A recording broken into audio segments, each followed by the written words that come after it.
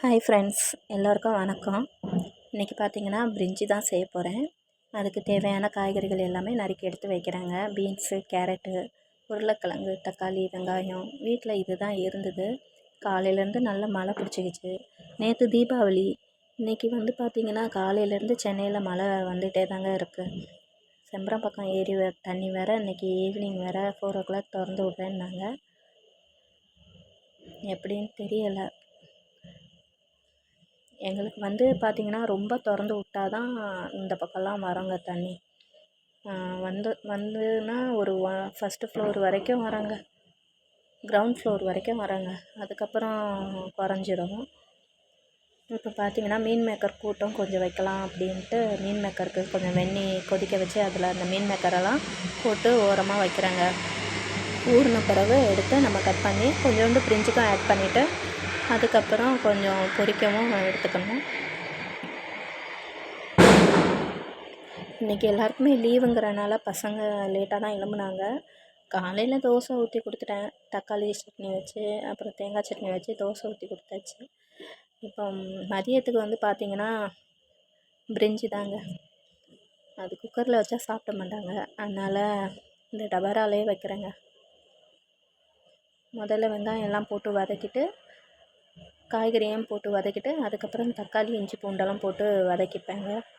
ஃபஸ்ட்டே இஞ்சி பூண்டு எல்லாம் போட்டோன்னா அது அடியில் அப்படியே பிடிச்சிக்குது. அதனால் தக்காளியோடு சேர்த்து போடும்போது கொஞ்சம் நல்லாயிருக்கு.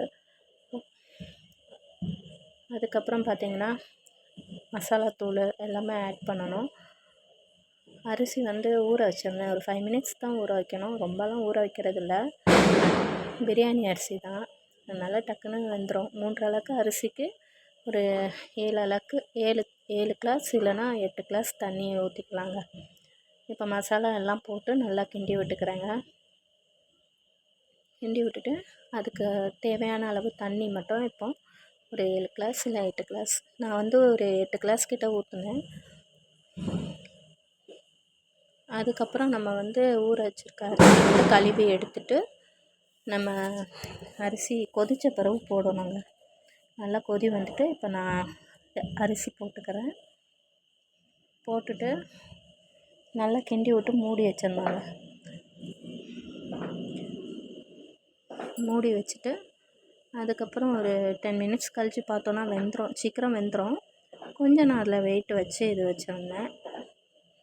பையன் பசிக்குதுன்ட்டான், அதனால் உடனே நான் எடுக்க வேண்டியதாகிடுச்சு. பக்கத்தில் மீன் மேக்கர் பொரிச்சிட்ருக்கேன். இன்றைக்கி மதியத்துக்கு இது தாங்க. டக்குன்னு ஈஸியாக பண்ணுற ஃபுட்டு இது தான். வீட்டில் என்ன இருக்கோ சிம்பிளாக அதை வச்சு செஞ்சு சமாளிச்சிட்டேன். நீங்களும் வீட்டில் செஞ்சு பாருங்கள். இந்த சேனலை சப்ஸ்கிரைப் பண்ணுங்கள், லைக் பண்ணுங்கள், ஷேர் பண்ணுங்கள். எல்லாருக்கும் ஹாப்பி தீபாவளி.